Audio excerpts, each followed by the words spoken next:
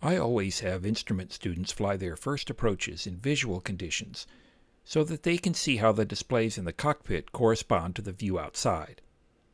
Ride along as I fly an RNAV GPS approach at Hoquiam, Washington, and observe how close you come to terrain and other obstacles while following the lateral and vertical guidance, and how, in this case, the autopilot maintains a steady track as it compensates for shifting winds. This video focuses on the cockpit display and the view from the camera on the right wingtip. I flew this approach in VMC, and I haven't included ATC communications or general cockpit views. The video begins as I descend toward an initial approach fix at LAM on the RNAV GPS runway 24 approach. I'll jump in with descriptions of the cockpit displays and other details as the approach continues. I typically use Jeppesen charts in ForeFlight. As you can see, the information provided on Jeppesen and FAA charts is essentially the same, but Jeppesen uses a different layout. You'll also notice that I mark up charts to help me note important details during pre-flight planning and to guide me through procedure briefings in the cockpit. You can learn more about my method for annotating electronic charts in a separate video on my YouTube channel. I also have a video about briefing IFR procedures. Links to both videos are in the description.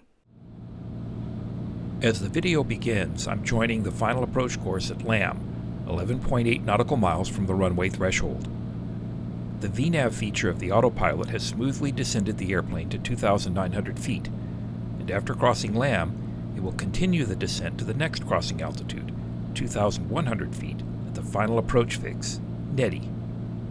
The right wing camera shows the terrain beneath and ahead of the airplane as we begin the approach.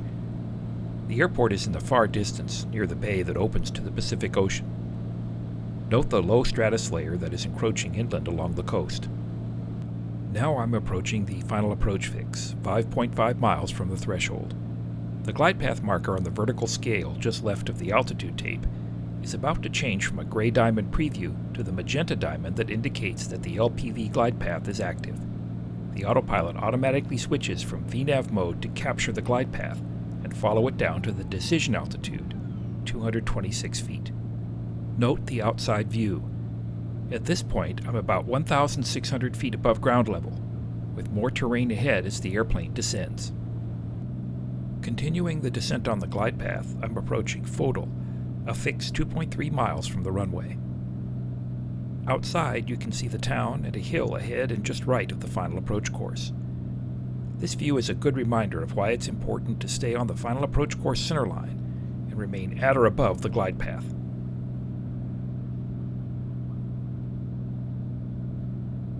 Three-mile final runway 24.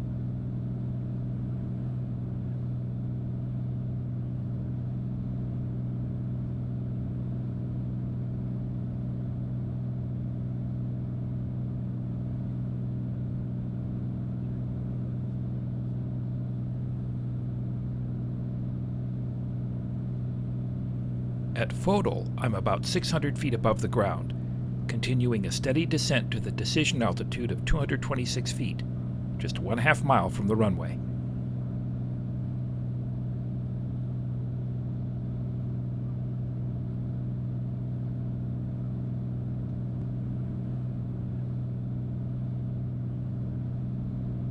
$500.